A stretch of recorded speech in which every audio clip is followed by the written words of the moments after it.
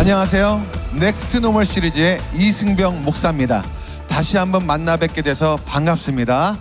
그동안 저희 넥스트 노멀 시리즈는 기독교인의 관점에 대해서 해왔습니다. 리셋 퍼스펙티브. 기독교인의 관점은 초기화되어야 한다라는 관점을 가지고 계속해서 우리가 여러분과 함께 방송을 해왔죠. 특별히 오늘은 보시다시피 특별한 장소에 왔습니다. 좀 더 여러분과 가까워지고 여러분들에게 능률적으로 이 강의를 전해드리고자 이렇게 우리가 이런 미디어가 있는 이런 장소로 왔습니다. 그래서 오늘 강의가 좀 더 특별해질 거라고 생각이 들고요. 오늘은 우리가 그 기독교인의 관점에 대해서 마지막으로 4강 기독교인의 신앙관에 대해서 우리가 한번 알아보려고 합니다. 그 전에 먼저 우리가 말씀드릴 게 있는데요. 그 전에 있었던 C 마스터 클래스가 이제는 뉴마 렉처스로 새롭게 거듭났습니다. 그리고 그 전에 있었던 뉴 워십이 뉴마 워십으로 역시 새롭게 거듭났습니다. 그래서 이제 새롭게 시작되는 뉴마 워십과 뉴마 렉처스 계속해서 기대해 주시고 기도해 주시면 감사하겠습니다. 그래서 오늘 우리가 이 기독교인의 신앙관, 어떠한 신앙관을 가져야 이러한 팬데믹 시대에 기독교인들이 승리할 수 있을까? 그 신앙관에 대해서 알아보도록 하겠습니다. 이 신앙관에서 알아보기 위해서 정말 바쁘시고 정말 귀한 오늘 강사님을 저희가 모셨습니다. 바로 유근재 교수님이신데요. 유근재 교수님은 주한대학원대학교 선교학 교수님이시고 여러 유명한 교회의 협동 목사님이시고 그리고 국내외로 활동이 아주 활발한 교수님이십니다. 바쁘신데도 불구하고 오늘 이 자리에 오셔서 우리에게 어떠한 기독교인이 신앙관을 가져야 하는지 말씀해 주시도록 하겠습니다. 우리 이 교수님을 이쪽으로 초청할 때 우리 화면으로 보이시지만 우리 박수로 한번 교수님을 맞아보도록 하겠습니다. 예, 교수님 나와주시죠. 네. 네, 안녕하세요, 교수님. 네, 안녕하세요. 네, 교수님. 이렇게 또 오늘 또 특별한 장소에 교수님 모셨습니다. 네, 오늘 굉장히 특별한 장소네요. 네, 어떠신가요? 이런 저도 이런 거 처음 봤어요. 이렇게 삼면이 이렇게 LED로 있으니까 네네. 뭔가 입체적인 느낌이. 예. 아주 입체적이고 여러분에게 더 효율적으로 저희가 콘텐츠를 전달할 수 있을 것 같아서 너무 좋습니다. 네네네. 교수님 요즘 많이 바쁘시다고. 네. 지난주에 제가 미국에서 돌아왔고요. 또 다음 주에 미국으로 또 출국하게 되었습니다. 벌써 미국을 2번이나 왔다 갔다 하시는 네, 건가요? 3번 갈 것 같습니다. 3번 가세요? 네네네. 어떠한 이유로 가시는지 제가 여쭤봐도. 그 미국의 오순절 대학 중에서 가장 유명하고 좋은 대학인 오랄 로버츠 대학과 제가 지금 근무하고 있는 주한대학원대학교와 MOU를 체결하고 같이 한국의 프로그램들을 진행하기 위해서 제가 일들을 하고 미국에 왔다 갔다 하면서 일들을 보고 있습니다.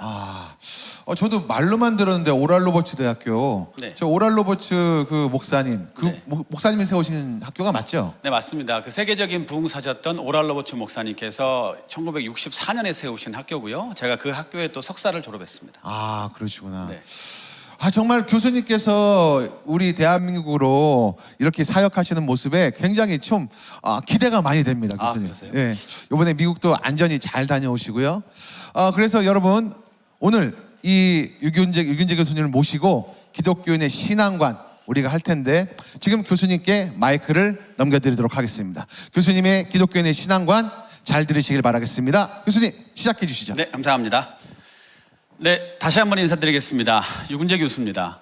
저희가 먼저 제 소개를 하기 전에 아까 우리 이승병 목사님께서 저희 뉴 워십이 뉴마 워십으로 그리고 저희 C 마스터 클래스가 뉴마 렉처스 시리즈로 바뀌었다고 말씀을 드렸습니다. 저희가 뉴라는 이름을 사용을 할 때는 새로운 것들이었고요. 이 새로운 것들이 해 아래 새로운 것이 없다라고 성경에서 말씀하신 것처럼 저희가 뉴마로 이름을 바꾼 이유는요. 뉴마가 성령의 영어 이름이기도 합니다. 그러니까 저희가 푸뉴마라고 흔히 알고 있는데 푸뉴마는 그리스어 헬라어 발음이고요. 영어로는 이제 P가 묵음이 되기 때문에 뉴마라고 부릅니다. 그래서 앞으로는 저희 모든 미니스트리와 모든 방송은 뉴마로 바꾸기로 했습니다. 저는 3가지의 직업을 가지고 있습니다. 첫 번째로 제가 아까 이승병 목사님께서 소개해 주신 것처럼 주한대학원대학교에서 선교학을 가르치고 있고요. 두 번째로는 제가 목회자로서 여러 교회를 섬기고 또 부흥회를 섬기면서 목사로서 또 복음을 전하는 일들을 하고 있습니다. 마지막으로 제가 호서대학교에서 또 그 정보경영학 박사 학위를 지금 하고 있는데요. 그래서 벤처 창업회 학회 이사로도 섬기면서 제가 경영학과 또 벤처 창업과 또 기독교의 접목 또 신학과 또 경영학의 접목을 여러 가지로 시도하면서 준비하고 있고요. 그리고 저는 신학자이지만 신학자가 연구실에서만 책만 보고 이론적인 것만 이야기하는 것들이 아니라 우리가 신학과 신앙을 분리할 수 없듯이 우리가 연구실에 있는 것들이 아니라 정말 신앙의 새로운 방식들을 찾아내고 실천하는 데 제 모든 것을 던지고 있습니다. 먼저 이제 저희가 기독교 신앙의 기초, 오늘 기독교인의 신앙에 대한 이야기를 하기 전에 먼저 본질에 대한 이야기를 좀 했으면 좋겠습니다. 지금 저희가 팬데믹, 코로나 사태 너무 어렵다고 하는데 2000년 전부터 우리 기독교는 위기였습니다. 왜냐하면 예수님께서 부활 승천하시고 다시 이 땅에 오실 때까지가 우리 기독교는 사실은 위기고 항상 어려운 상황 가운데 있었거든요. 그런데 그럼에도 불구하고 우리가 새로운 시대를 계속 지나가면서 가장 중요한 것들이 무엇이냐라고 했을 때 결국에 신앙의 본질은 성령이라고 말씀드리고 싶습니다. 그러면 먼저 저희가 신앙 이야기를 하기 전에 오늘은 여러 가지 이야기를 섞어서 할 텐데요. 먼저 신학적인 것들, 기초를 좀 여러분과 함께 나누고자 합니다. 여기서 물론 이 방송을 시청하시는 목사님들이나 신학생들은 제가 지금 말씀드리는 것이 굉장히 이미 알고 있었던 사실일 수도 있지만 이 방송을 시청하시는 우리 평신도 분들이나 그리고 아니면 교회를 처음 나오시는 분들은 이것들을 처음 시청할 수 있기 때문에 제가 말씀을 드리도록 하겠습니다. 먼저 죄송합니다. 영어로 써놔가지고 제가 교수다 보니까 이 강의를 제가 미국에서도 하고 호주에서도 하고 한국에서 하다 보니까 영어와 한글을 섞어서 이 슬라이드를 준비한 점 여러분이 양해를 부탁드립니다. 먼저 신학이 무엇일까? 라고 우리가 물어보신다면 많은 분들이 오해하십니다. 신학은 저 같은 신학자들이 골방에서 아니면 도서관에서 굉장히 어려운 현학적인 신학적인 표현을 쓰는 것을 우리가 신학이라고 이야기한다고 생각합니다. 하지만 영어로 제가 말씀드렸듯이 everything about God, 우리가 하는 모든 신앙생활이 신학입니다. 그리고 해석학에 대한 이야기를 좀 해보겠습니다. 우리가 해석학에 대한 이야기를 할 때 해석학이 무슨 뜻이야? 라고 이야기를 하는데 우리가 영어로 할 때는 텍스트와 콘텍스트가 있습니다. 이게 무엇이냐면 성경과 상황이 있겠죠. 그래서 우리가 신학하는 사람들, 우리가 신앙생활을 하는 사람들이 성경을 이야기하고 상황을 이야기합니다. 그러니까 우리가 성경이 만약에 상황이 없이 분석되고 해석되고 한다고 한다면 상황이 없는 말씀 정역은 그냥 문자로서의 성경을 뿐입니다. 모세 이야기를 하고 바울 이야기를 하고 아브라함 이야기를 하지만 그것이 21세기에 내가 살아가는 상황과 아무 상관이 없다고 한다면 그건 그냥 문자일 뿐인 거죠. 옛날 역사일 뿐인 거죠. 반대로 상황 자체가 성경이 해석되지 않고 성경이 이야기되지 않는 상황이라고 한다면 그것은 공허한 역설일 수밖에 없고 어떤 정치적인 구호일 수밖에 없다는 것입니다. 결론적으로 말씀드리면 신학이라는 것은 우리가 하는 모든 신앙생활이 신학입니다. 여러분이 기도하는 것, 여러분이 말씀을 보는 것, 여러분이 하나님에 대한 이야기를 하는 것, 여러분이 이 세상 가운데서 세상 생활 속에서도 우리가 신앙생활을 할 수 있게끔 투쟁하는 이 모든 것들, 찬양하는 이 모든 것들을 우리가 신학이라고 할 수 있을 것입니다. 그러면 저는 선교학 교수인데요. 요즘 같은 팬데믹 시대, 요즘 같은 교회가 위기라는 시대, 신앙생활이 위기라는 시대에 왜 선교학인가, 왜 문화인가라는 이야기를 좀 해보도록 하겠습니다. 제가 얼마 전에 미국에 있는 오랄로버츠 대학에서 이제 학생들에게 강의를 했습니다. 선교학 강의를 했는데 그 강의의 주제가 컬처 앤 미션이었어요. 그러니까 결국에 우리가 세상을 살아가는데 가장 중요한 요소는 문화죠. 근데 문화를 우리가 정의를 해보면 문화는 우리가 삶을 살아가는, 우리가 인간이 구성하고 있는 사회 속에서 삶을 구성하고 있는 모든 아트라든지 아니면 예술이라고 할 수 있겠죠. 모든 믿음의 체계라든지 아니면 조직이라든지 아니면 유명한 어떤 전달 수단의 모든 것들이 세대를 걸쳐서 지나 내려가는 것들을 우리가 문화라고 할 수 있죠. 그리고 이 문화가 전체 사회를 이루어 가면서 문화는 이제 그 안에서 표현되는 것이 어떤 옷이라든지 언어라든지 종교라든지 아니면 윤리의식이라든지 여러 가지로 표출될 수 있을 것입니다. 그런데 이 문화 자체가 바뀌지 않으면 우리의 세계관과 우리의 신앙관은 바뀌지 않을 것입니다. 어려운 이야기일 수 있는데 잠깐 말씀드리고 넘어가겠습니다. 선교학에서 상황화와 토착화에 대한 이야기를 합니다. 이게 무슨 뜻이냐면 여러분이 길게 나와 있지만 지금 선교학이 왜 중요하냐? 여러분이 선교사들을 한번 상상해 보십시오. 우리 신앙인들은 선교사 하면 어떤 직업이 떠오르십니까? 아무도 예수를 믿지 않는 곳 아니면 오지에 들어가서 언어를 배우고 문화를 익히고 새로운 교회들을 만들어내고 그들에게 예수 그리스도를 전달하게 하는 사람들이 선교사들입니다. 그러면 이 선교사님들은 본질적인 성경, 텍스트는 가지고 들어갑니다. 하지만 그들이 살았던 그 나라와 도시와 문화와는 전혀 다른 곳, 다른 환경으로 들어가서 우리 말씀을 전하게 됩니다.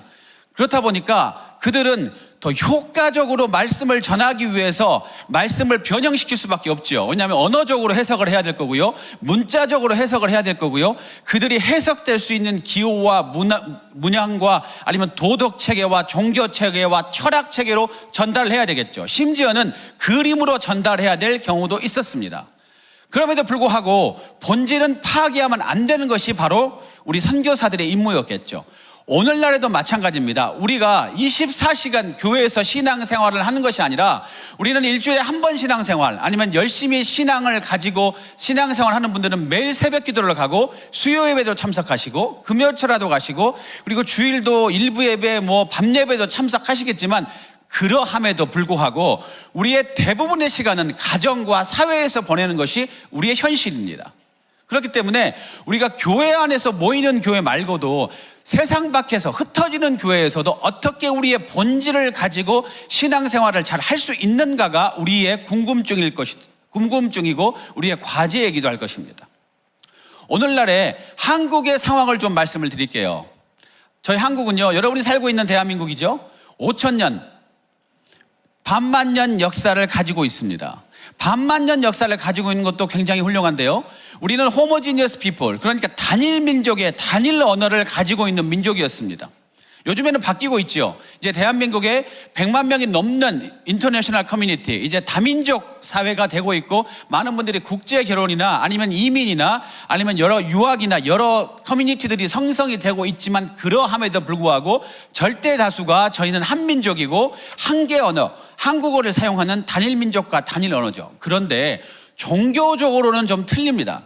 우리 개신교가 들어오기 전에 이미 샤머니즘이라든지 불교라든지 도교라든지 아니면 유교가 형성돼 있었습니다. 그러니까 우리가 이미 기독교를 받아들이기 전에 고등 종교가 있었기 때문에 사람들은 선엄 지식, 자기가 가지고 있는 종교적인 종교성, 그리고 우리가 사회에서 배운 것들을 통해서 기독교인이 되었기 때문에 우리는 혼합주의나 종교다원주의로 빠질 가능성이 많다는 거죠. 그러면 우리 대한민국은 처음에 캐톨릭이 우리보다 더 먼저 들어왔습니다. 근데 캐톨릭이 처음에 들어와서 굉장히 순교를 많이 했습니다. 그 이유는 뭐냐면 캐톨릭이 조상 숭배를 거절하고, 유교 사회에서는 여러분이 아시겠지만 조선시대 유교 사회, 양반 사회에서 조상 숭배, 제사를 거절한다는 것은 굉장히 어려움을 당합니다. 21세기에도요, 제가 현재 저희 집안의 장손인데 제사를 지내지 않는 것 때문에, 제가 목사인데도 불구하고 아직도 제사를 지내지 않는 것 때문에 제가 집안에서 굉장히 핍박을 많이 당합니다. 그런데 그때 사회는 어땠겠습니까? 그래서 절두산이라는, 여러분이 캐톨릭 성지를 가보시면 조상 숭배를 거절해서 수많은 로마 캐톨릭 신자들이 순교를 했습니다. 그러다가 얼마 뒤에 로마 캐톨릭이 선교 정책을 바꾸죠. 어느 정도의 한국 문화와 동화하고 조상 숭배 같은 것들은 받아들이고, 그러니까 우리가 절을 하더라도 내면적으로는 네가 예수 그리스도를 믿으면 되는 거 아니냐라고 해서 문화와 동화하고 어느 정도 타협점을 이루어냈습니다. 반대로 우리 개신교는요, 순교하고 어마어마한 핍박을 당함에도 불구하고 그 문화에 저항했습니다. 그리고 로마 캐톨릭처럼 그 문화에 숭화하고 동화하고 타협하는 것이 아니라 새로운 문화를 창조했죠. 예를 들어서 병원을 만들고요, 학교를 만들고요, 새로운 교육 체계를 만들어줬습니다. 예를 들어서 연세대학교라든지 이화여대라든지 세종대라든지, 제가 요즘에 최근 알 사실이지만 한양대조차도 미션 계열의 학교로 크리스찬들이 세운 학교였습니다. 지금은 물론 한양대나 세종대나 연세대나 이화여대가 기독교 학교이냐라고 질문하는 분들도 계시겠지만 그 학교의 시작들은 기독교인들, 선교사들 아니면 예수 믿는 사람들이, 개신교인들이 만든 학교였습니다. 얼마 전에 그런데 대단한 일이 벌어졌습니다. 어떤 일이 벌어졌냐면 몇 년 전에 정부에서 인구 센서스 조사를 했는데 저희 개신교가 제1위 종교를 했다는 것입니다. 이것은 굉장히 큰 사실을 우리에게 부각시킵니다. 얼마 전까지 우리 개신교가 타락해서 개신교가 힘들어서 많은 개신교인들이 로마 캐톨릭으로 갔고 불교로 갔고 아니면 우리 기독교를 떠났다라고 했는데 일부는 사실인데 일부가 사실이 아닌 것으로 밝혀졌어요. 일부가 사실인 것은 1200만이 넘던 개신교인들이 850만 정도로 줄어들었던 거고요. 사실이 아닌 것은 우리가 로마 캐톨릭보다 불교보다도 우리나라 역사상 최초로 가장 큰 종교 그룹이 됐다는 겁니다. 그때부터 사실은 많은 저항이 시작됐죠. 유럽과 우리나라를 비교해보면 유럽이 영국 같은 곳에서 제가 7년 이상을 유학했던 영국 같은 곳에서는요 개신교가 사실은 그렇게 핍박이 많이 없습니다. 왜냐하면 개신교인들 자체가 거의 사라졌고 메이저리티가 아니고 이제 마이너리티로 전락을 했는데 문화적인 기독교를 갖고 있지 아무런 사회의 영향력을 행사하지는 못합니다. 반대로 저희 대한민국은 전통적인 불교 사회였고 전통적인 유교 사회였던 나라가 개신교가 제1의 종교가 되다 보니까 그리고 세계에서 여전히 두 번째로 많은 선교사와 선교 단체를 보유하고 파송하고 있는 나라가 되다 보니까 많은 저항에 부딪히고 있는 것입니다. 그 저항점을 보면 여러분이 한 가지 말씀드리면 얼마 전에 오징어라는 드라마가 넷플릭스 드라마가 전 세계적으로 굉장히 히트를 쳤죠. 세계 최초로 한국 드라마가 1위 한 건 처음이라고 저는 생각하는데요. 그런데 정말 가슴 아픈 거는 그 드라마를 보시면 우리 기독교는 한 번도 좋게 표현된 적이 없습니다. 지금 현재 문화전쟁에서도 보시면 결혼식은 개신교에서 훨씬 많이 함에도 불구하고 결혼식은 로마 캐톨릭이 등장을 하고요. 사람이 마음의 평안을 얻고 굉장히 산속에서 좋고 아름다운 시간을 보내는 것은 불교가 등장을 합니다. 그래서 우리 넷플릭스에서 오징어 같은 곳에서는 우리 개신교가 굉장히 나쁜 것으로 굉장히 범죄 집단처럼 비춰지고 있죠. 그것이 왜 그러냐? 우리가 제1의 종교가 되다 보니까 이건 영적인 전투일 수도 있고요. 물론 영적인 전투입니다. 그리고 문화적인 그리고 세상에서의 어떤 주도권 헤게모니 싸움으로 이제 비춰지고 있다는 것입니다. 제1의 종교가 되는 순간 서양에서 들어온 종교가 로마 캐톨릭보다 더 늦게 들어온 종교가 어떻게 보면 제1위의 종교가 됐기 때문에 다른 종교뿐만 아니라 이제 세속주의와 종교다원주의와 그리고 영적인 부분에서 우리 사탄 마귀 권세와 예수 그리스도의 권세가 부딪히고 있다는 것입니다. 21세기에 한국 사회의 가장 큰 도전이 무엇일까라고 생각을 했을 때 첫 번째로는요, 우리가 선교 지역을 생각할 때 얼마 전까지 여러분이 선교사 그러면 다른 나라로 파송되는 사람들을 선교사라고 생각을 하죠. 그런데 이제 선교사의 개념이 많이 바뀌어가고 있습니다. 왜냐하면 여러분이 선교사 하면 어느 나라에 있는 분을 선교사라고 생각하죠? 세계에서 가장 모슬렘이 많은 나라가 인도네시아인데 인도네시아인가요? 아니면 아프리카 흑인들이 많이 살고 그리고 여러분이 아프리카 하면은 뭐 국립공원에서 사자가 뛰어놀고 얼룩말이 뛰어놀고 기린이 있고 많은 뭐 부족민들이 있고 예수 믿는 사람이 거의 없을 것이라고 생각하는데 팩트는요, 아프리카 사하라 이남 지역이 저희 대한민국보다 개신교인 숫자가 훨씬 많습니다. 거의 대부분의 나라들이 평균적으로 약 60% 이상, 어떤 나라는 90% 이상이 개신교인입니다. 그런데 다음 세대, 우리 대한민국을 생각을 할 때 다음 세대, 유스그룹, 중고등부 학생들이나 청년들이 2% 이하가 예수 그리스도를 믿습니다. 우리가 선교학적으로, 제가 선교학 교수인데요, 통상 복음화율이 2% 이하면 미전도 종족이라고 하고요, 언어와 문화가 다르면 우리가 다른 민족, 다른 족속으로 보는데 다음 세대가 다른 민족과 다른 족속이 되었다는 겁니다. 그렇다고 한다면 이제까지 우리가 다른 민족과 다른 족속을 접근할 때는 선교학적으로 접근을 하는데 다음 세대도 선교학적으로 접근하는 것이 우리의 도전이 됐다는 것입니다. 왜냐하면 저희 아이들도 저와 언어가 틀려요. 우리가 팀의 MZ세대라고 하는 그 아이들이 영상을 접하는 것들이나 생각하는 것들이나 사물을 바라보는 것들이나 권위에 대한 순종하는 부분에 있어서 우리하고는 완전히 틀린 세대라는 것입니다. 그렇기 때문에 그 아이들이 미전도 종족이 됐다는 겁니다. 세 번째로요, 메가시티 도시 선교가 굉장히 중요한 선교 지역이 됐습니다. 도시 선교와 비즈니스 선교를 같이 볼 수 있는데요. 가장 큰 선교 지역이 어딜까? 이제는 도서 산간 벽지 지역이 아니라 빌딩 숲이 가득 차 있고 세계적인 기업들이 들어있는 도시의 한복판이 선교 지역이 됐다는 것입니다. 제가 2년 전에 월스트리트를 방문한 적이 있습니다. 월스트리트에 어떤 회사를 방문했는데요. 그 회사의 대표가 그런 말씀을 하세요. 이 월스트리트 지역에서 수백억, 수천억, 수조를 왔다 갔다 하는 사람들이 예수를 믿는 퍼센테이지가 0.2%가 안 된다는 거예요. 그러니까 0.2%면 2%의 미전도 종족보다 훨씬 더 접촉하기가 힘듭니다. 왜냐하면 미전도 종족은 오히려 우리가 배를 타고 가고 뭐 화살을 도가산을 맞을 수도 있고 우리가 죽을 수도 있지만 접촉은 가능해요. 그런데 비즈니스 월드나 아니면 월스트리트나 아니면 정치가나 정계나 아니면 세계적인 재벌이나 아니면 비즈니스 벤처 그룹 같은 곳에 우리가 문화예술계에 우리 기독교가 침투해서 들어가서 복음을 전달하는 것은 굉장히 힘들다는 거죠. 그래서 우리가 팬데믹뿐만 아니라 21세기에 세 가지 도전에 직면해 있는데 여전히 다른 민족과 다른 나라의 예수 그리스도를 전달을 해야 되지만 우리 내부적으로 우리가 다음 세대와 그리고 메가시티 대형 도시에 우리가 많은 것들을 전달해야 되는 사명을 가지고 있다는 것입니다. 또 한 가지 우리의 도전들이 있습니다. 우리가 새로운 전쟁태가 되고 있는 것은요, 아까 제가 오징어를 말씀드린 것처럼 얼마 전까지는 우리가 문화를 주도했어요. CCM이라는 Contemporary Christian Music이라는 것이, 그리고 성가대를 통해서 그리고 CCM을 통해서 우리가 음악이 많은 것들을 주도했는데 이제는 교회가 세상의 음악들을 배우고 교회가 세상의 드라마를 배우고 교회가 세상의 영화들을 본따오는 세계로 바뀐다는 거죠. 여러분이 아시겠지만 신학이 모든 문화의 중심지였습니다. 서양에서 신학 때문에 성경에서 신학을 통해서 로마 문화가 형성됐고 유럽 문화가 형성됐고 영미 문화가 형성됐고요.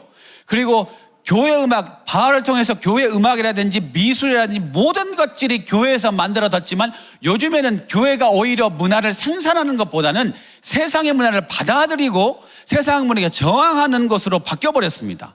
그러니까 우리가 지금까지는 역사적으로는 기독교가 공세적이었는데 19세기를 지나면서 우리가 이제 수세적으로 바뀌어가고 있다는 겁니다. 세상의 음악과 드라마와 영화와 또 요즘에는 메타버스라고 해서 가상현실 속에서의 많은 것들이 일어나고 있는데도 불구하고 우리 기독교는 거기에 대한 준비가 전혀 안 돼 있다는 거죠. 그리고 블록체인에 대한 이야기를 해보겠습니다. 블록체인 여러분이 생각하시면 비트코인만 생각하시는데 블록체인이 기부 앱으로도 제가 일하고 있는 자문을 같이 하고 있는 첼이라는 기부 앱으로도 활동을 하고 있는데 여러 가지 기술적인 도전이 있고요. AI, 인공지능과 같은 여러 가지 도전들이 있다는 것입니다. 그리고 우리가 멀티디스플린이라는 걸 들어보셨을 거예요. 다학제간 훈련이 신학적으로 필요한 시점이 됐습니다. 이제는 세상이 바뀌었기 때문에 저는 아까 직업이 3개가 있다고 말씀드렸습니다. 목회자고 교수고 벤처 창업 전문가로서 활동을 하고 있는데 이제 신학적인 트레이닝만 받은 사람들이 과연 21세기의 목회 현장에서 얼마만큼 살아남을 수 있을 것인가? 아니면 전혀 신학적인 훈련을 받지 않는 평신도 선교사들이 얼마만큼 세상 가운데서 살아남을 수 있을 것인가가 저의 관심사입니다. 제가 활동을 해보고 세상 가운데 들어가 보니까요, 가장 세상에서 빨리 움직이는 집단이 비즈니스 세계입니다. 기업 세계예요. 두 번째가 정부입니다. 왜냐하면 기업이 움직여가고 맞춰가는 것들을 바꿔줘야 되거든요. 마지막이 교회예요.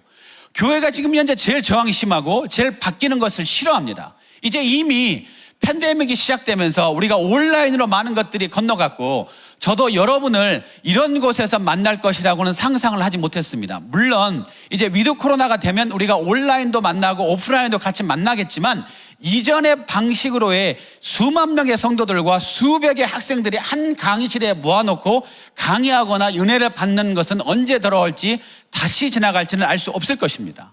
그렇기 때문에 이제는 다학제 간의 훈련이 필요할 때가 됐는데요. 제가 영국에서 공부할 때는요, 한국에서 공부할 때는 구약은 구약만, 신약은 신약만, 미국에서도 조직신학은 조직신학자들은 조직신학적인 트레이닝만 받았는데 영국에 갔더니 조직신학을 공부한 제가 선교학자로 트레이닝을 받고 역사학자로 트레이닝을 받고 그리고 정치학자들과 같이 함께하면서 트레이닝을 받아서 논문을 만들어내고 이론을 만들어낼 때는 여러 가지 트레이닝이 함께 들어오는 결론을 만들어냈습니다. 그런데요, 요즘에 미국의 최근에 가장 두드러진 현상 가운데 가장 보수적인 남침내 교단이 신학대학원 학생들에게 경영학을 같이 공부하게 한답니다. 그러니까 MDB라는 학위를 Master of Divinity, 우리가 목회학 석사라고 부르는데 그 목회학 석사를 하고 있는 사람들이 MBA라는 경영학 석사를 같이 공부하게 한다는 것입니다. 왜냐하면 이제 전통적인 교단이나 교파도 인지했다는 겁니다. 이제 평범한 목회자로서는 살아남을 수 없다는 것을 인지했어요. 얼마 전까지 팬데믹 이전에는 저희가 이중직이 굉장히 큰 관심사였습니다. 목회자가 다른 직업을 가질 수 있을 것인가? 목회자가 카페를 운영하는 거, 도서관을 운영하는 거, 다른 직업을 갖는 것이 타당하는가 질문이 있었는데 지금은 그런 질문이 사라졌습니다. 왜냐하면 한국에 6만 개가 넘는 교회 중에서 벌써 1만 개가 넘는 교회가 거의 사라져가고 더 앞으로 더 많은 교회들이 사라져가는데 우리가 이제 발전보다는 생존과 생존을 통한 생장, 성장 동력을 다시 얻어내는데 고민해야 될 시간이 됐기 때문입니다.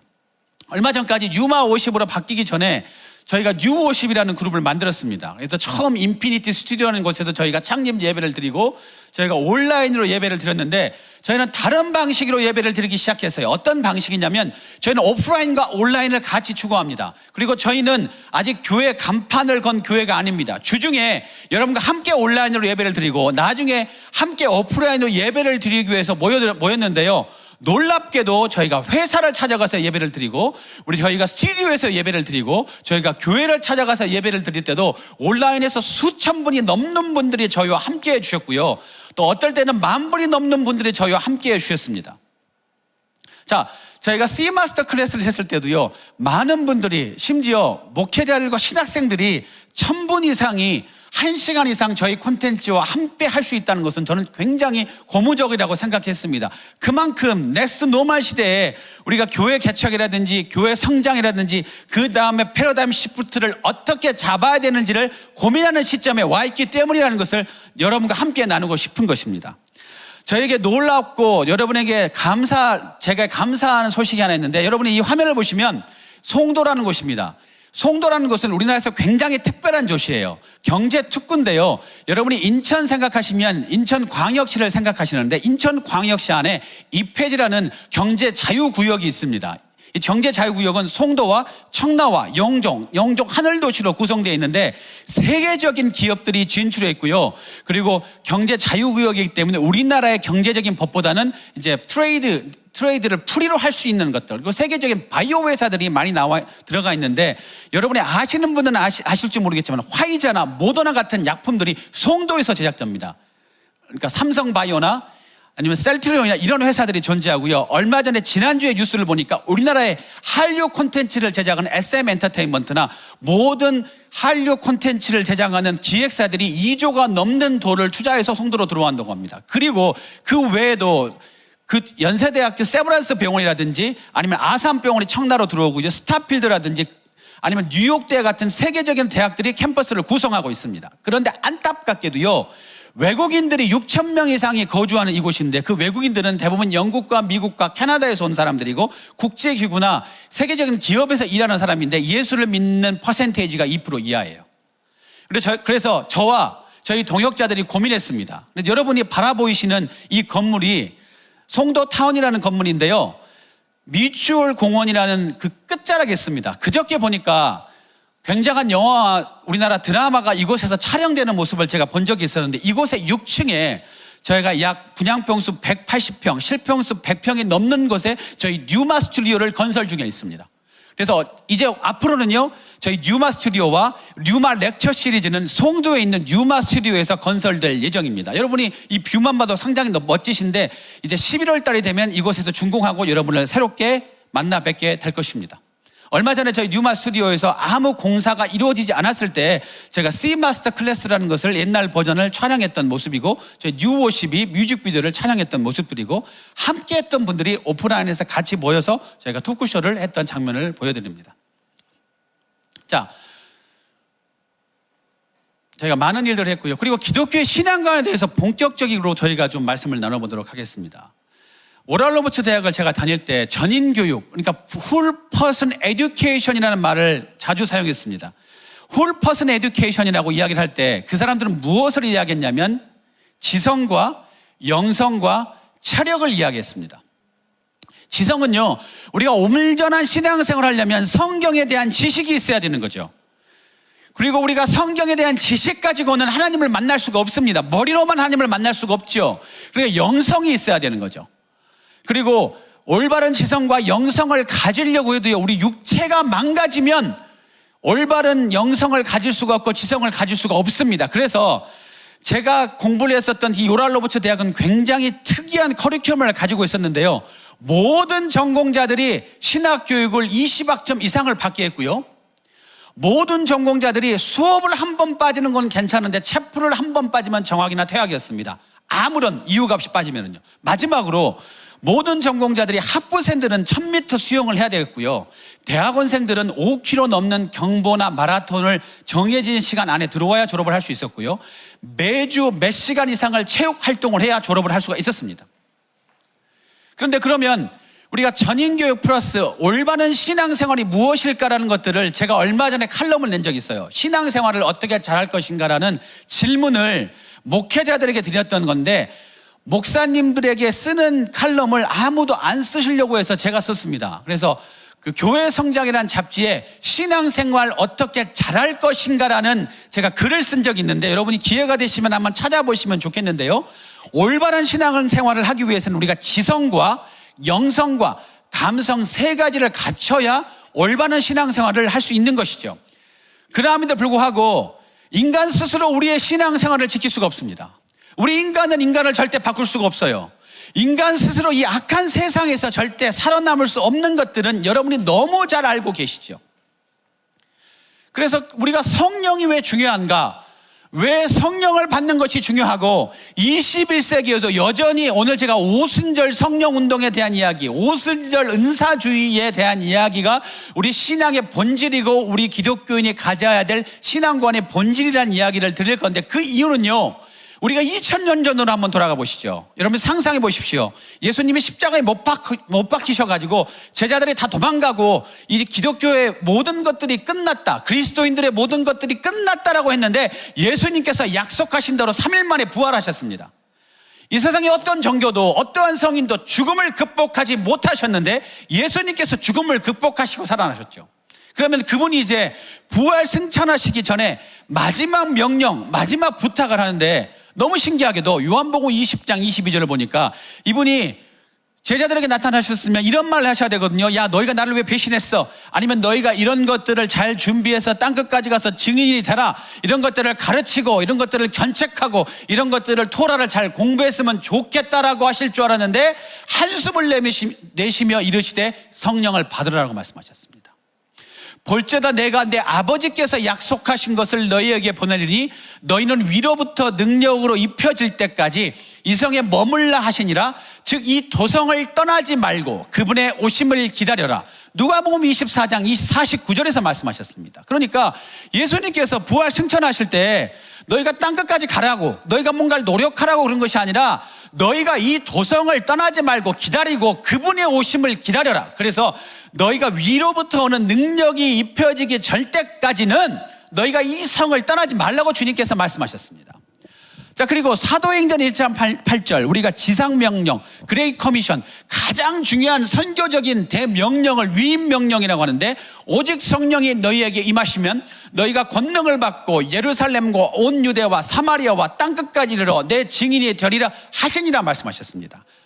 영어 성경을 보니까 when 아니면 if, 그리고 나서 you will receive power 아니면 Holy Spirit이라고 써 있어요.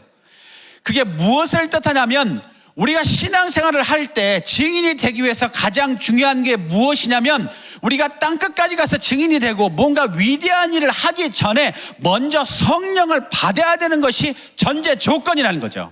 그런데 우리 그리스도인이 흔히 범하는 굉장히 큰 실수가, 우리가 뭔가 나가서 열심히 하고 우리가 뭔가 나가서 가르치고 열심히 배우고 열심히 공부하고 열심히 노력하면 뭔가 될 수 있다라고 하는데, 그것은 굉장히 큰 착각이라는 것이죠. 왜냐하면 우리가 세상을 바꾸고 우리가 사람들을 바꾸고 우리가 교회를 바꾸고 우리가 선교지를 바꿀 수 있는 것이 아니라, 성령이 함께 하셨을 때, 성령이 능력을 덧입혀 주셨을 때 우리가 뭔가 일을 할 수 있고 세상을 바꾼다는 거죠. 자, 우리가 흔히 개신교인들 중에서 복음주의자들은요, 요한복음 3장 16절을 가장 중요한 구절로 생각합니다. 여러분 그러시죠? 여러분이 처음 예수를 믿으면, 그렇죠? 하나님의 세상을 이처럼 사랑하자.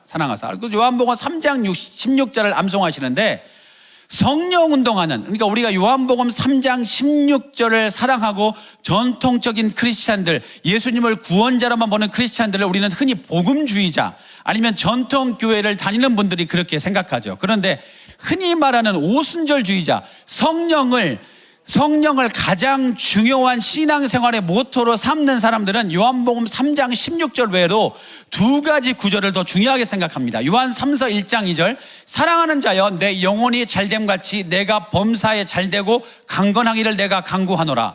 시편 37편 4편, 또 여호와를 기뻐하라. 그가 내 마음의 소원을 내게 이루어 주시리로다. 이게 뭐가 틀릴까요? 요한복음 3장 16절을 예수님을 구원자로서만 보는 그룹하고, 오순절은 예수님이 구원자로서 뿐만 아니라 범사에 잘되고 강건하니까 예수님께서 우리의 건강과 우리의 물질과 우리의 삶의 전 영역까지를 함께 하신다는 거죠. 그래서 죽어서 천국으로 끝나는 것이 아니라 이 땅에서도 우리의 모든 쓸 것을 채우시고 내 영혼의 잘됨같이 범사가 다 잘되고 강건하게 된다는 것인데, 이것은 여러분이 흔히 기복신앙으로 오해하고 계신데 기복신앙이 아닙니다. 기복신앙은 이 땅의 것들만 구하는 것이 기복신앙이고요, 이 땅에서도 영혼이 잘됨같이 범사에 잘되는 것, 예수님께서 사복음서를 보시면, 제가 오랄로버츠 대학을 다닐 때 홀리 스피릿 인 더 나우나 사인 앤 원더스라는 그런 과목을 들었는데요, 그 과목을 들을 때 교수가 처음에 그런 이야기를 하세요. 예수님이 가르친 것은 빨간색, 예수님이 병을 고치는 것은 노란색, 예수님이 귀신을 고치는 것은 파란색, 예수님이 기적과 이사를 행하는 것은 보라색으로 칠해서 제출하십시오 했는데, 놀랍게도 예수님이 가르치신 것도 많았지만 예수님께서 우리의 병을 고치고 귀신을 고치고 기적을 행하는 것이 많았다는 겁니다. 그런데 오늘날의 우리의 기독교는요, 예수님이 가르친 것만, 예수님이 교훈한 것들만 이야기한다는 거죠. 그래서 오순절주의자들은 여기에 대해서 반발했습니다. 주님께서 병든다를 고쳤고 귀신을 쫓았고, 그리고 주님께서 오병이어의 기적을 통해서 수많은 기적을 일으켜 세우셨고 오늘날에도 여전히 성령이 역사한다라고 말씀하셨기 때문이죠. 그래서 우리가 성령 운동에 대한 이야기를 할 때, 홀리 스피릿 무브먼트라고 이야기를 할 때요, 성령 운동을 하는 사람이냐 아는 사람이냐, 우리가 성령 운동을 흔히 펜티코스탈이라고 부르는데요, 성령 운동은 성령의 은사를 헬라어로 카리스마타라고 하는데, 성령의 은사가 여전히 21세기에도 유효한가, 21세기에도 여전히 성령이 이 땅에서 역사하시는가, 아니면 이 초대 기독교 사회에 교회를 만들어지고 교회 이후의 시대에는 이제 신비적인 것들은 하나님께서 더 이상 우리에겐 사용하지 않고 방언도 그치고 병고침도 그치고 귀신 쫓아냄도 그는 예수님의 능력이었지, 초기 사도의 능력이었지, 오늘날에는 우리의 능력이 아닌가라는 이야기들을 합니다. 하지만 성령 운동하는 오순절, 펜티코스탈, 홀리 스피릿 무브먼트라고 하는 사람들은요, 오늘날에도 여전히 성령 운동이 유효하다고 생각합니다.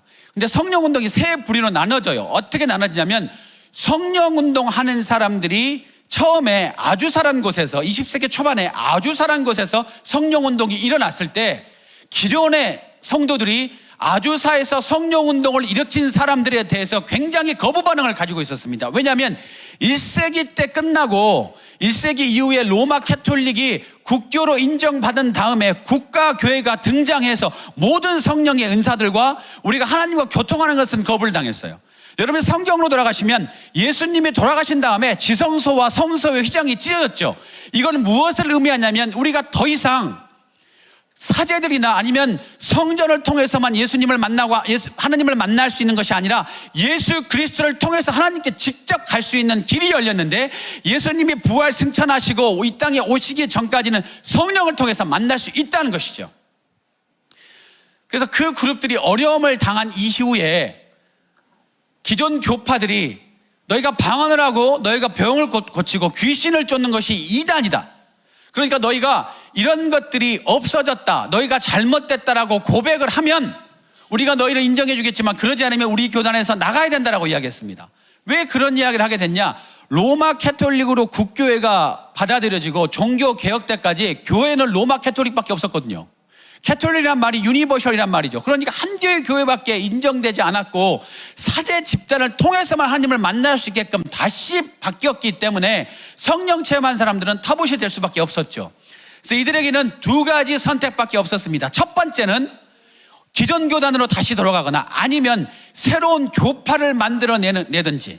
그래서 이분들이 새로운 교파를 만들어냈는데 우리나라 여러분이 여의도 순복음교회만 오순절 교단이라고 생각하는데 미국에 가보시면 순복음교회는요 원래 어셈블리 오브 갓이란 하나님의 성회라는 미국 교단입니다. 순복음교회가 속해 있는 어셈블리 오브 갓이나 처치 오브 갓 하나님의 교회나 이단 하나님의 교회 말고요 다른 하나님의 교회가 있습니다. 처치 오브 갓이나 아니면 포스케어나 다른 교단들이 생겼습니다. 두 번째 그룹은요 우리가 은사주의를 나눌 때 성령 운동하는 그룹을 나눌 때 세 부류로 나눈다는 것을 말씀을 드리는데요. 두 번째 그룹은 우리 캐리스메틱이라고 부르는데요. 콩글리시 캐리스마는요 너 카리스마가 있다 독재한다 이게 아니라 은사를 여전히 21세기에도 있다고 하지만 여전히 나는 침례교인이고 여전히 나는 감리교인이고 장로교인이라고 하는 사람들을 우리는 은사주의 캐리스메틱이라고 부릅니다. 마지막 그룹은 서드 웨이브라고 부르는데 3의 물결이라고 부르는데요. 피터 와그너는 플러 신학교 교수가 처음으로 이야기했는데 빈야드라든지 아니면 그런 그룹들을 우리가 제3의 물결이라고 불렀는데 지금은요 아프리카를 제3의 물결이라고 합니다. 흔히 아프리카 인디펜던트 처치 AIC라고 하는데 아프리카에 있는 수많은 교회들이 개신교회로 바뀌었다고 말씀드렸지만 오늘날의 우리의 교회하고는 전혀 다른 형태지만 이들이 다 성령운동을 하는 교회라는 것을 말씀을 드리고 싶습니다. 우리가 오순절 하는 사람들은요 성령운동하는 사람들은 영혼 육을 3분법을 성경에서 나눕니다. 그래서 우리가 육체적인 것들 그리고 우리가 사람을 바꾸려면 우리 신앙생활이 변하려면 신앙관이 변하려면요 육체가 바꿔야 됩니다. 오감이 하나님을 만나야 되고 감정이 하나님을 만나죠. 흔히 은혜 받았다라고 하는 것이 감정적으로 하나님을 만나는 거고요. 두 번째로 내 마음과 의지와 감정이 하나님을 만나고요. 세 번째로 영이 하나님과 소통하는 존재가 된다는 것입니다. 그래서 오순절하는 사람들이 풀 가스펠 순복음이라는 이야기를 하는데 여러분이 조용기 목사님이라는 분이 이야기하는 삼박자라든지 오중복음이라든지 이런 것이 조용기 목사님이 개인적으로 만든 사상 체계가 아니라 미국에서 존재했던 것들을 조용기 목사님이 한국식으로 해석한 것. 그러니까 쓰리폴드 가스펠, 그러니까 3단계 복음인데 삼박자 구원론으로, 그리고 파이브폴드 가스펠, 그러니까 오중복음인데 우리가 오중복음의 축복을 한국적으로 바꾸신 것이었죠. 그래서 삼중 축복은 무엇이냐? 영혼이 잘 되는 축복, 범사에 잘 되는 축복, 강건하게 되는 축복이라는 거예요. 그러니까 복음주의에서 영혼이 잘 되고 천국 가는 것만 이야기했는데 오순절주의자, 성령운동하는 사람들은 영적으로 잘 되고 환경이 잘 되고 육체가 잘 되는 것을 통틀어서 순복음, 삼중 축복이라는 것을 이야기했고요. 예수님을 구원자로서만 보는 것이 아니라 구원자와 성령 충만과 신유와 축복과 재림자로서 보았다는 것입니다. 그러면 우리가 현재 상황과 지금 현재 상황과 오순절 운동에 대한 이야기를 했는데요. 지금 현재 상황과 오순절 운동과 기독교의 상황이 어떻게 바뀌고 있냐면 전통적인 주류 교단이라는 교단들이 쇠퇴하고 자유주의 교단이 쇠퇴하고 복음주의 교단이 나타났죠. 침례교라든지 여러 교단들이 나타났는데 그 복음주의 교단들이 쇠퇴하기 시작하니까 전 세계적으로 오순절주의가 나타났습니다. 유럽에도 가보시면 감리교가 사라져가고 침례교가 사라져가고 여러 가지 교단들이 사라져가는데 두 교단만 거의 다시 살아나고 있는데 오순절 교단이나 오순절 스타일의 침례 교단만 살아나고 있고 대부분의 교단, 성공회라든지 감리교라든지 장로교는 사라져가는 모습을 볼 수 있습니다. 또 지역이요, 전통적인 신학과 선교학에서 이제 융합적인 실천 신학과 목회적인 선교학으로 바뀌고 있고요.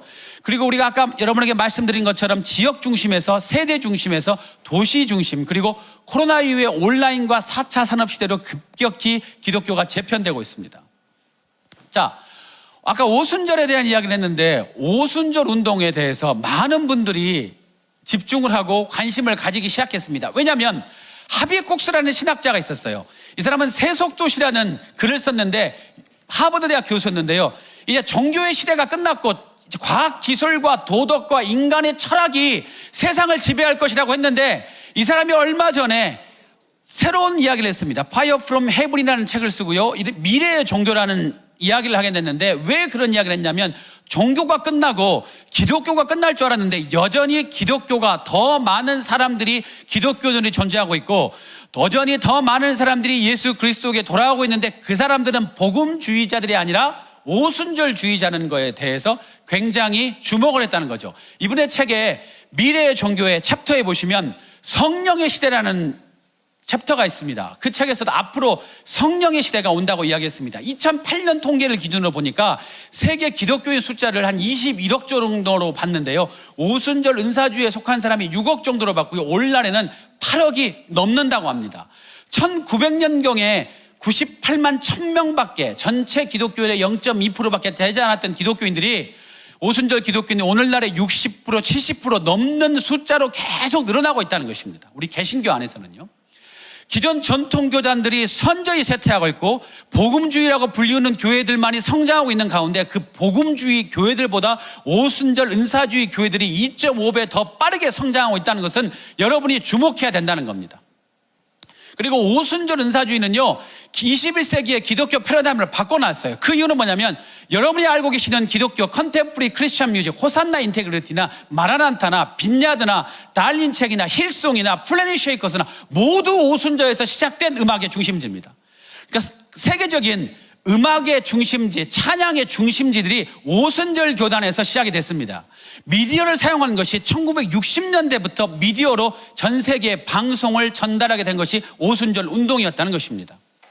그래서 우리가 지금 아까 도시 선교를 이야기하셨는데, 도시 선교를 이야기할 때 호주를 마지막으로 말씀을 드리고 저희가 신앙생활에 대한 이야기를 좀 맞추려고 해요. 오늘 조금 여러분이 헷갈리셨을 거예요. 세 가지를 동시에 제가 전달하다가 보니까 여러분이 왔다 갔다 한다라고 느끼실 수 있는데, 처음에는 저희가 신앙생활, 신학의 기초를 좀 말씀을 드렸고요, 두 번째는 우리가 선교에 대한 이야기를 좀 말씀을 드렸고요, 세 번째는 우리의 본질적인 이야기가 성령운동인데, 성령운동하는 사람들이 오순절 운동이라고 이야기를 합니다.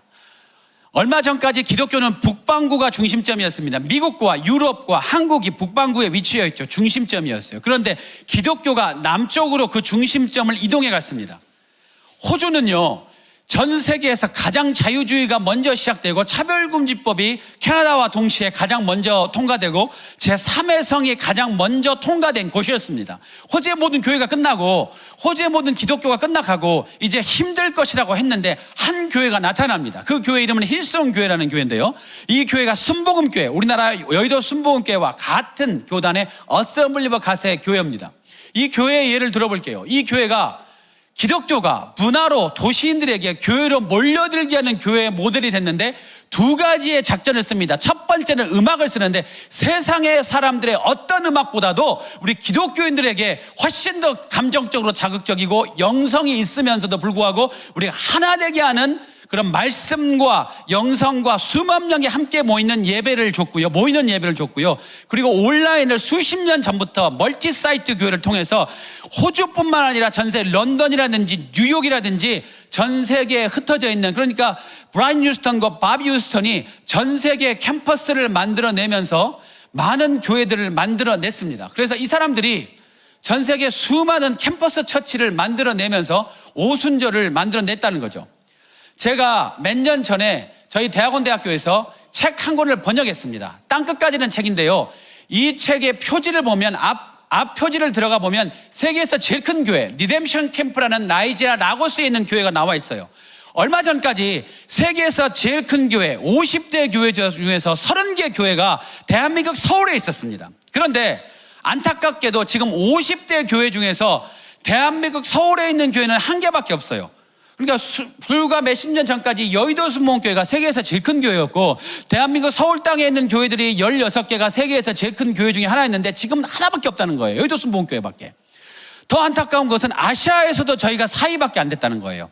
제가 초반기에 말씀드렸듯이 인도네시아를 말씀드렸는데, 여의도 순복음교회보다 더 큰 교회가 인도네시아 자카르타에 존재하고요, 여의도 순복음교회보다 더 큰 교회가 인도에 존재합니다.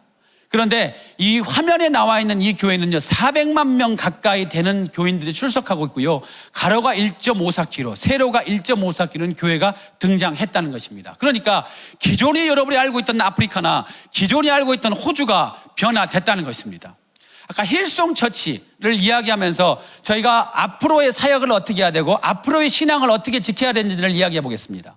오순절 교단이, 오순절 교회가 성령 운동하는 사람들이 불과 100년이 조금 넘는 기간 동안에 여태까지 기독교가 경험하지 못했던 가장 많은 회심자를 냈고 가장 많은 영향력을 행사하고 있고 수많은 교회들이 쇠퇴하고 있음에도 불구하고 왜 오순절 교단의 교회들, 성령 운동하는 교단의 교회들, 성령 운동하는 교인들은 살아 움직이고 있다는 이야기를 해보겠습니다. 오순절 교단은요, 성령 운동하는 사람들은 가장 보수적입니다. 여전히 동성애에 대해서 반대하고 있고 여전히 성경만을 하나님의 진리로 생각하고 있고 여전히 성령이 우리를 움직이는 유일한 기준점이라고 생각을 하고 있습니다. 그런데요, 외면적으로는요, 비본질적인 부분은요 가장 열려 있습니다. 학교도 열려 있고요. 이 교회는 여러분이 아는 힐송 뉴욕에이라는 교회인데요, 연예인들을 사용하고, 아니면 연예인들을 사용한다는 표현은 부적절할 수도 있는데 세계적인 연예인이 주님께 돌아오니까, 저스틴 비버 같은 사람이 주님께 한 명이 돌아오니까 수많은 팬들이 예수께 함께 돌아오는 뉴욕 한복판에서 수만 명이 줄을 서서 기다리는 예배의 공간이 나타났습니다. 힐송 런던이 마찬가지고요, 힐송 부다페스트, 힐송 스페인, 힐송 헝가리, 음악을 가지고, 영성을 가지고, 성령과 찬양을 가지고 전 세계로 뻗어나가고 기술과 LED와 조명과 세계적인 방송 시스템을 가지고 나갔는데, 이들이 가는 전 세계마다 성령 운동과 음악이라는, 그리고 커뮤니케이션과 테크놀로지라는 수단을 통해서 수만 명의 사람들이 언어와 문화의 장벽을 개척하는 곳마다 런던을 넘어서고 뉴욕을 넘어서고 마드리드를 넘어서고 밀라노를 넘어서는 세계적인 교회들이 일어나는 모습을 보았습니다. 그래서 사회학자가 힐송 교회를 연구해요. 아니, 모든 교회가 끝났다고 생각하고 모든 교회는 좀 보링하고 지겹고 이제 젊은 세대에게 아니면 도시 한복판에 있는 사람들에게 영향을 못 줄 것이라고 생각했는데, 어떻게 이 힐송 교회라는 곳이 호주를 바꾸고 시드니를 바꾸고 멜버른을 바꾸고 뉴욕과 런던을 넘어서 유럽과 아시아까지 진출하고 있는가? 그 특징을 세 가지로 잡았습니다. 뮤직, 브랜딩, 컨슈머 컬처 인 처치. 이게 우리에게 시사해 주는 것이라고 생각합니다. 우리가 오늘날의 교회나 사역의 방법 가운데 우리가 문화를 바꿔야 되는데, 이 문화를 바꾸기 위해서는요, 교회 안에서 음악은 절대 불가결의 요소인데, 지금 세대가 함께 할 수 있고 지금 세대가 하나님께 돌아올 수 있는 가장 효과적인 방법이 음악일 것입니다. 두 번째는 브랜딩입니다. 우리가 브랜딩을 만들어내면 교회의 이름만 걸어도, 힐송이라는 이름만 걸어도, 아니면 예전에 여의도 순복음교회라는 이름만 걸어도, 아니면 연세중앙교회는 이름만 걸어도 사람들이 그 교회 브랜딩, 이것은 기도하는 교회, 이것은 순복음교회, 이곳은 음악과 영성이 함께하는 교회로 알 수 있는 것이 가장 중요한 것이죠. 마지막으로 컨슈머 컬처예요. 넷플릭스가 왜 세계적인 성공을 거두고 있습니까? 그들의 시나리오는요, 공급자 위주가 아니라 수요자 위주예요. AI가 가장 사람들이 좋아하는 수요자 위주의 시나리오를 만들어내고 배역들을 만들어내고 스트리밍을 만들어내기 때문에 사람들을 만족한 것 같이, 우리가 본질은 바꾸지 말아야 되지만 비본질적인 거, 우리 회중이 원하고 회중이 고민하고 회중이 아파하는 것들과 함께 해야 된다는 것입니다. 결론을 맺습니다. 우리가 신앙관을 잘 가지려면요, 우리가 가장 중요하게 생각하는 것은 성경입니다. 성경 외에는 아무것도 중요하지 않습니다. 그런데 우리가 이 본질적인 성령은 붙잡아야 되지만 비본질적인 부분은, 바꿀 수 있는 부분은 다 바꿔야 된다는 것입니다. 바락 오나우키는 21세기 팬데믹 시대에 여러분이 신앙생활하기가 너무 어렵고 교회 가시기도 힘들고 이제 위드 코로나가 언제 올지, 온다고 할지라도 다 모일 수가 없고 예전의 모양으로 돌아갈 수는 없습니다. 여러분이 성령만 의지하셔서 지성과 영성과 감성을 함께 성령을 체험하시고, 우리가 오순절 운동하는 사람들, 성령 운동하는 힐송과 같은 교회가 전 세계에 복음을 들고 음악을 들고 브랜딩을 들고 컨슈머 컬처를 들고 나가는 것처럼, 우리 대한민국의 이 방송을 시청하는 저와 여러분도 함께 이런 오순절 성령 운동의 본질적인 부분을 배울 부분은 배워서 함께 펼쳐나가는 저와 여러분이 되시기를 예수 이름으로 축원합니다.